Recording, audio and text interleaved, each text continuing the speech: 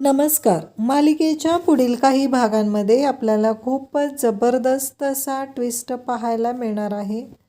तर इकडे अवंतिकाला घराच्या परसबागेमध्ये जे काही पुरावे आहेत ते सापडणार आहेत. म्हणजेच कोणते पुरावे सापडणार आहेत? तर जे पुरावे, जे कपडे ज्या इकडे ऐश्वर्याने घातले होते जानकीच्या घरी जाताना, जो काही गोंधळ तिने केलेला होता, त्या गोष्टी अवंतिकाला सापडणार आहेत.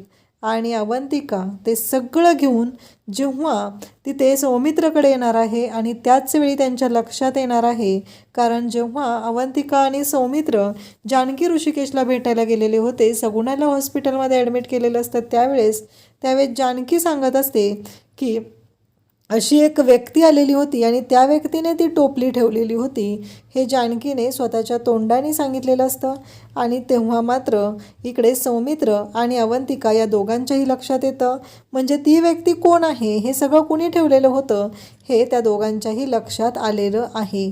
आणि त्यामुळंच इकडे जानकी आणि ऋषिकेशने सांगितलेल्या गोष्टींवर विश्वास ठेवत आता इकडे जी अवंतिका आहे तिला लक्षात येणार आहे की हे करणारी व्यक्ती दुसरी तिसरी कोणी नसून ती होती ती म्हणजे फक्त आणि फक्त ऐश्वर्या.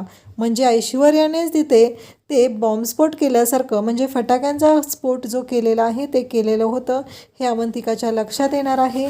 आणि मग ऑलरेडी इकडे गुलाबने पोलीस कंप्लेंट तर केलेली असतेच, मग गुलाबने पोलीस कंप्लेंट केलेली असल्यामुळं ह्या गोष्टी खूपच इझी होणार आहेत, सोप्या होणार आहेत.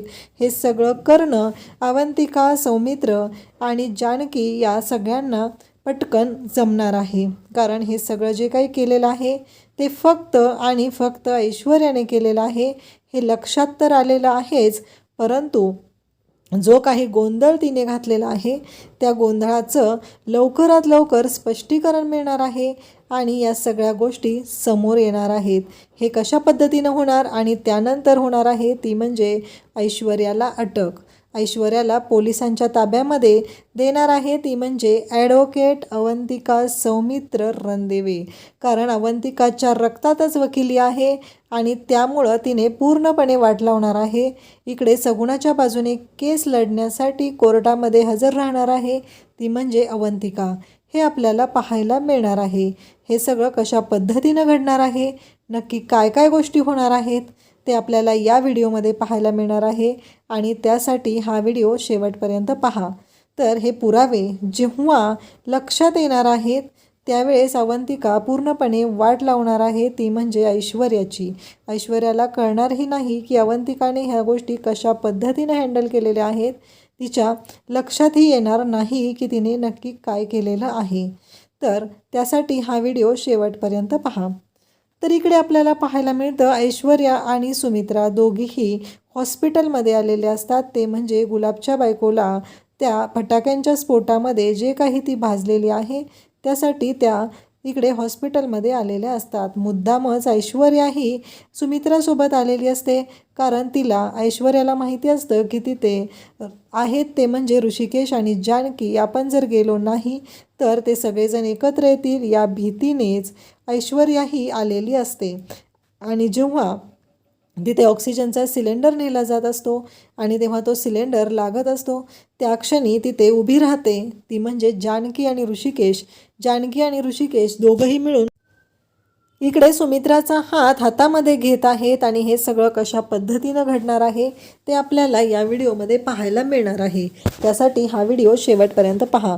तर इकडे ऐश्वर्याने जी काही नाटकं केलेली आहेत, म्हणजे ऐश्वर्या जेव्हा जानकीच्या घरून पळत आलेली असते ती खूप घाबरलेली असते आणि तिने आल्या आल्या तिच्या हातातल्या ज्या वस्तू आहेत, म्हणजे तिने जी साडी वापरलेली होती, केसांचा डुप्लिकेट केसांचा विक वापरलेला होता, त्याचबरोबर जी साधी चप्पल वापरलेली होती, या सर्व गोष्टी तिने पटापट गार्डनमध्ये फेकून दिलेल्या असतात. ती पिशवी साडीची फेकलेली असते, त्यानंतर पायातल्या चपला काढून फेकलेल्या असतात, त्याचबरोबर तिने ती जी डुप्लिकेट केसं लावलेली होती ती फेकलेली असतात.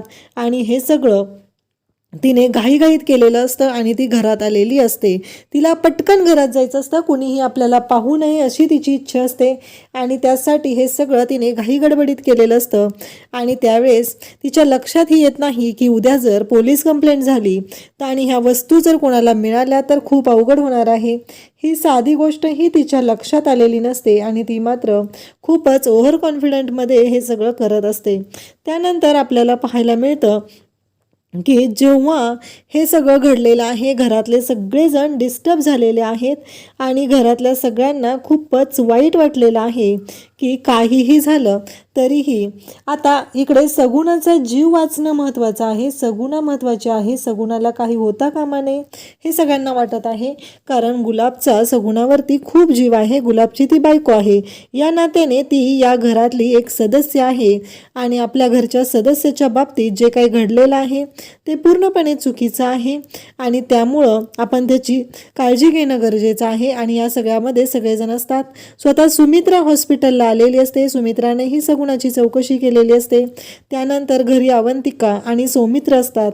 इकडे अवंतिका सौमित्राला सांगत असते की सौमी, मला कळत नाहीये, ती ऐश्वर्या आत्ता आली होती आणि मी तिला पाहिलेलं आहे, ती काहीतरी मोठं कांड करून आलेली आहे, अशी कोणती तरी गोष्ट आहे जी तिने चुकीची केलेली आहे.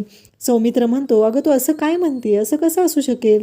तेव्हा अवंतिका म्हणते की सौमित्र, एक गोष्ट लक्षात ठेव, मी वकील आहे आणि त्याचबरोबर तुलाही माहिती आहे आपल्या नजरेतून बऱ्याचशा गोष्टी चुकत नाहीत. आपण माणसांना एका नजरेत ओळखतो, गुन्हेगाराच्या नजरेतली भीती आपल्याला एका नजरेत कळते आणि ती भीती मला त्या ऐश्वर्याच्या चेहऱ्यावरती दिसलेली आहे. नक्कीच तिने काहीतरी कांड केलेलं आहे आणि ते कांड काय आहे ते आपल्याला शोधावं लागणार आहे. हे सगळं बोललं जात असतं आणि त्याचबरोबर आपल्याला पाहायला मिळतं की इकडे आता सौमित्र म्हणतो की ठीक आहे, कारण आत्ता सध्या सगुणाची ट्रीटमेंट होणं गरजेचं आहे. सगुणावरती जी वाईट वेळ आलेली आहे, तिला ऑपरेशन करावं लागणार आहे, तिची सर्जरी करणं गरजेचं आहे आणि त्यासाठी आपल्याला काय करता येईल ते पाहणं खूपच महत्त्वाचं ठरणार आहे. हा सगळा विचार हे सगळेजण करत असतात.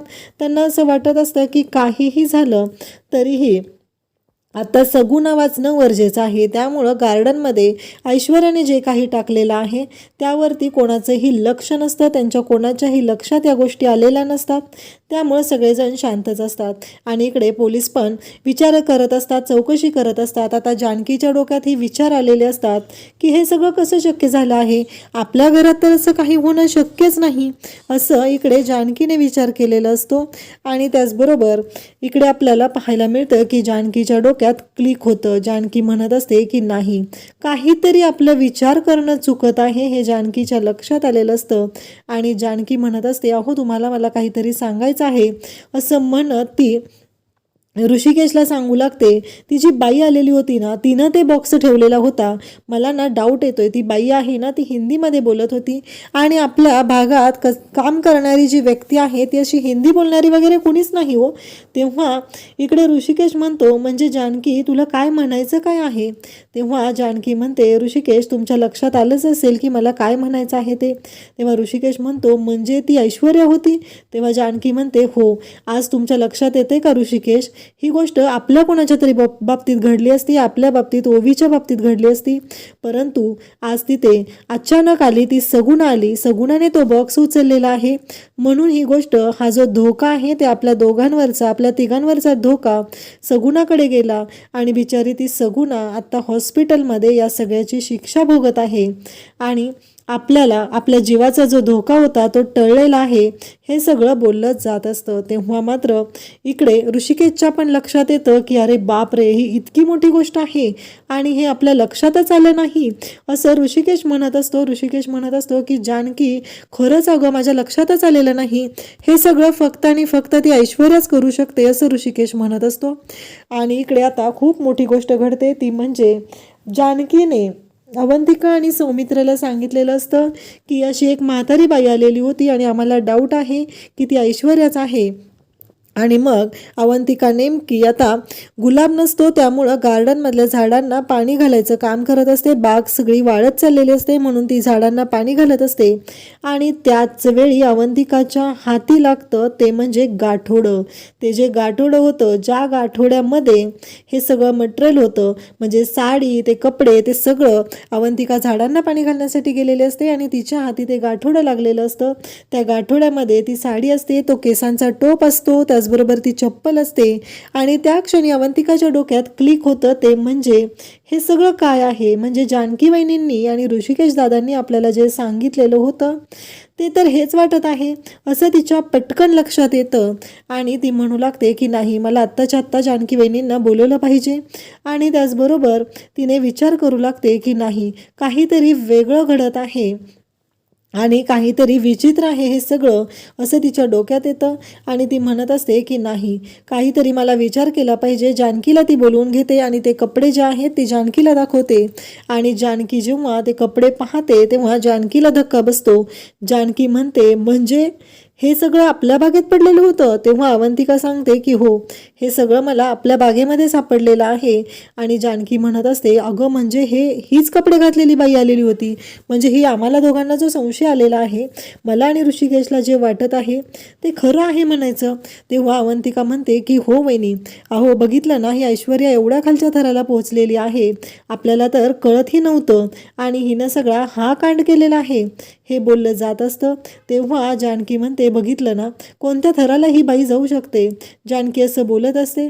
तेव्हा मात्र अवंतिका म्हणते की नाही, आता मी तिला सोडणार नाही. आता गुलाबदादांना मी सांगणार आहे की त्यांनी पोलीस कंप्लेंट केलेली आहे आणि गुलाबदादांच्या बाजूने वकील म्हणून ही केस मी लढणार आहे, असं अवंतिकाने सांगितलेलं असतं. हे पुरावे जानकी घेते आणि ते सगळे पुरावे घेऊन एक साक्षीदार घेऊन ती पोलीस स्टेशनला जाते.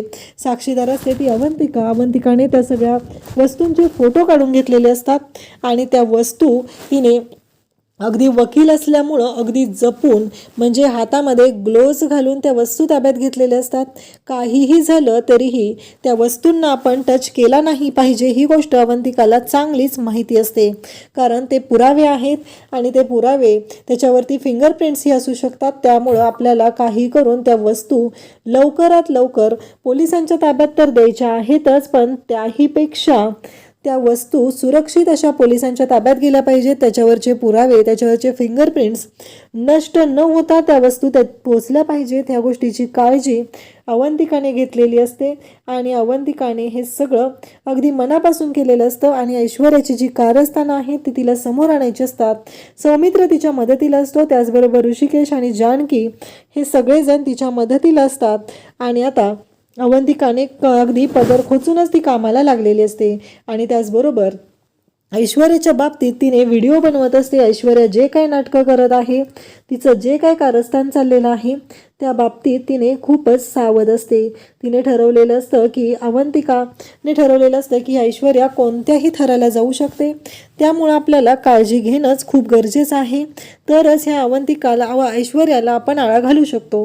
हे सगळे पुरावे ताब्यात घेऊन अवंतिका आणि जानकी दोघींनी पोलीस स्टेशनला दिलेले असतात. आणि आता पोलीस आलेले असतात ते म्हणजे रणदीव यांच्या घरी. त्याआधी इकडे अवंतिका आणि जानकी दोघींनी मिळून ऐश्वर्याची असली बेदम धुलाई केलेली असती. असलं त्या ऐश्वर्याला मारलेलं असतं की पळू पळू त्या मारत असतात आणि दोघीही तिथं असतात. तरीही ऐश्वर्या तयार नसते म्हणायला की तिनं काही गुन्हा केलेला आहे. जानकीला फक्त एकाच गोष्टीची काळजी वाटत असते, जर तो बॉक्स माझ्या ओवीने उचलला असता तर माझ्या ओवीवरती आज किती वाईट प्रसंग आला असता, त्या ओवीला ते सहन झालं असतं का, हा विचार तिच्या डोक्यात येत असतो आणि ती मारत असते, ती म्हणजे ऐश्वर्याला. आता पोलीस आलेले असतात आणि पोलीस म्हणतात की ऐश्वर्या रणदिवे यांना पोलीस चौकीमध्ये घेऊन जाण्यात येत आहे, त्यांच्या विरोधात अटक वॉरंट आहे. तेव्हा मात्र अवंतिका म्हणते की कसं वाटलं. इकडं सुमित्रा मात्र म्हणत असते की हे कसं शक्य आहे. तेव्हा पोलीस म्हणत असतात की त्यांच्या विरोधात पोलीस कंप्लेंट आहे, त्याचबरोबर त्यांच्या विरोधातले पुरावे आमच्या ताब्यात आलेले आहेत आणि आम्ही त्यांना ताब्यात घेत आहोत. तेव्हा मात्र ऐश्वर्याची अवस्था असली जबरदस्त झालेली असते की तिचं तोंड पाहण्यासारखं झालेलं असतं. तिला कळायचं बंद झालेलं असतं की आपण जो काही गुन्हा केलेला आहे त्याची इतकी वाईट वाईट शिक्षा भेटेल असा स्वप्नातही तिने विचार केला नव्हता. शेवटी जानकी आणि अवंतिकाने दाखवून दिलेला आहे ऐश्वर्याला की तिच्या पुढं त्या किती जाऊ शकतात आणि तिची कशा पद्धतीने वाट लावू शकतात. अशाच अपडेटसाठी चॅनलला सबस्क्राईब करा. थँक्यू.